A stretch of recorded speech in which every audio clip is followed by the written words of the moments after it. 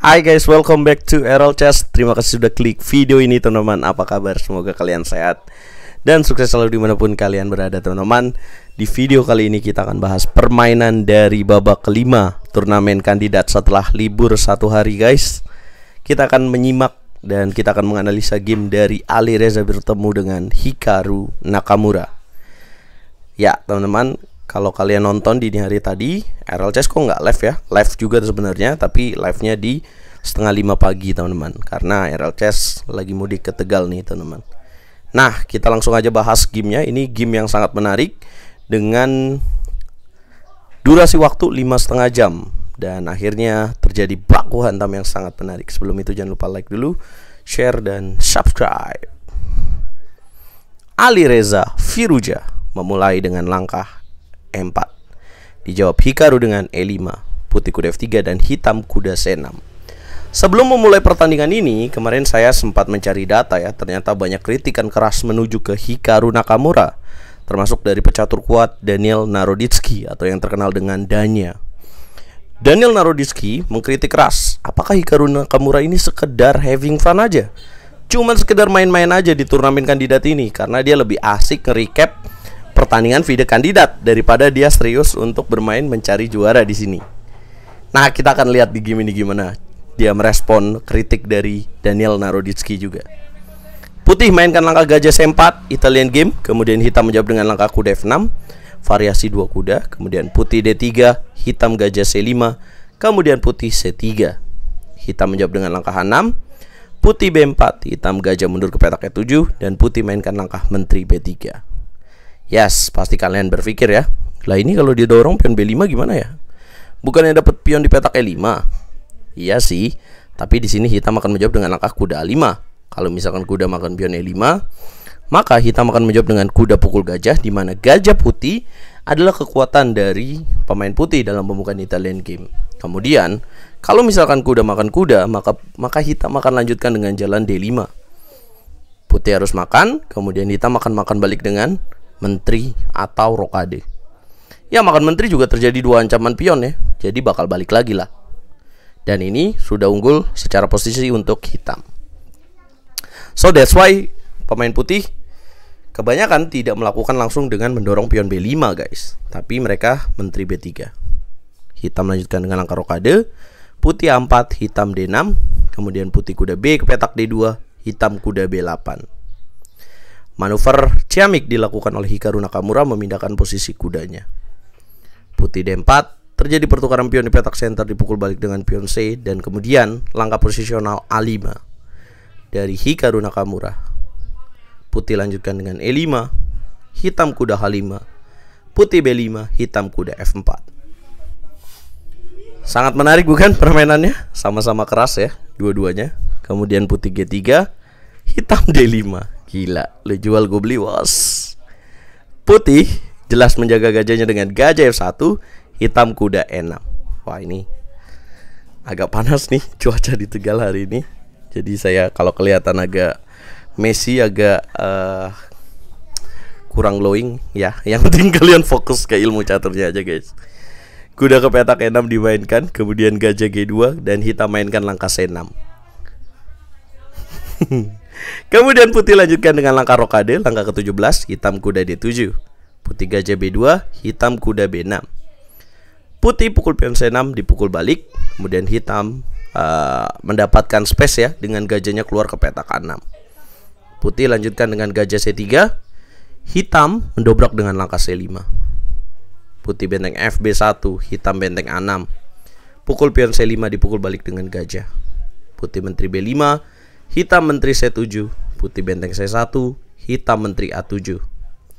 Mulai persiapan nih, gajah diagonalnya mengancam petak F2. Jadi ini diam-diam sebenarnya lagi nyusun ancaman. Putih langsung taktis dengan menteri E2. Kemudian hitam gajah D7 mengancam pion A4. Dan dilanjutkan dengan jawaban putih gajah F1 mengancam benteng. Hitam menutup dengan kuda C4. Putih kuda B3, hitam gajah B6, putih benteng D1 mengancam pion D5, hitam menjaga dengan menteri A8, putih gajah G2, hitam kuda C5. Ya sebenarnya ini unggul buat putih ya. Langkah ke-30 kuda pukul kuda, gajah pukul kuda, dan kemudian kuda ke petak H4. Yang sebenarnya lebih bagus kudanya ke petak D4 nih. Apa bedanya? Mungkin karena di sini bisa mendorong E6 atau kudanya bisa loncat ke petak B5. Kuda H4 dimainkan menjaga dengan langkah kuda B6, putih gajah D4, terjadi pertukaran, kemudian pukul balik dengan benteng. Kemudian hitam benteng A7, putih H3, hitam benteng C7, putih G4, hitam menteri C8, putih menteri D2 mengancam pion, ngintip tipis-tipis, hitam benteng C5, putih menteri F4, kemudian hitam benteng E8, dan putih merangsek masuk dengan kuda ke petak F5.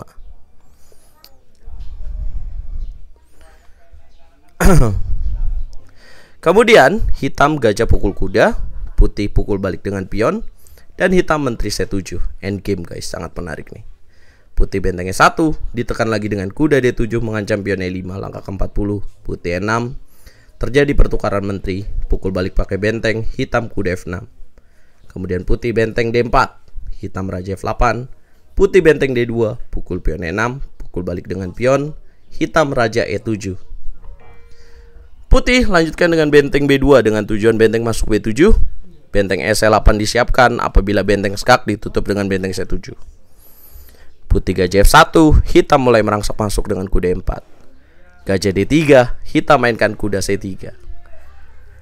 Kemudian putih lanjutkan dengan F4. Keadaan jadi seimbang lagi, langkah ke-49. Putih D4, hitam benteng G2 mengancam pion, G5 dimainkan, langkah ke-50. Putih F5, hitam kuda D5. Putih benteng M4, hitam kuda B4. Putih F6 skak. Kemudian pukul lagi dengan raja, benteng F2 skak, benteng F5, benteng pukul benteng, raja pukul benteng, E7 dimainkan, kuda pukul gajah, E8 dimainkan, sikat, sikat lagi, dan kuda F4.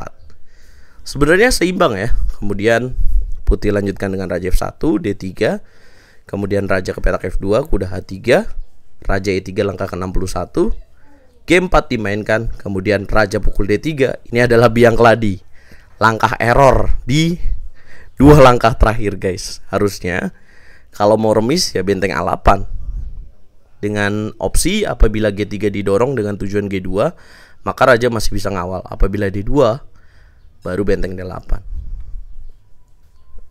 Kenapa tuh salahnya? Kalau raja D3 akhirnya hitam dorong G3, benteng F8, raja E6, putih menyerah.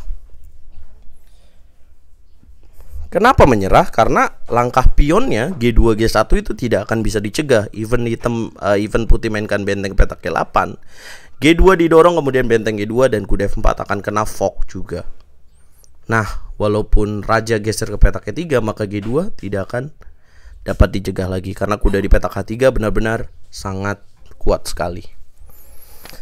Dan itulah yang terjadi di game ini. Jadi kesalahannya sangat menyedihkan banget buat Alireza Firouzja karena di durasi 5,5 jam dia sudah tampil bagus, tapi di menit-menit terakhir malah dia melakukan kesalahan. Itu semua karena pressure time, teman-teman.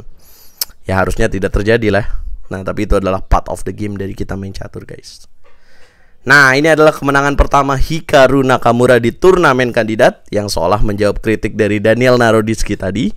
Dan secara klasemen, sekarang Hikaru Nakamura terpaut 1 poin dari pimpinan klasemen.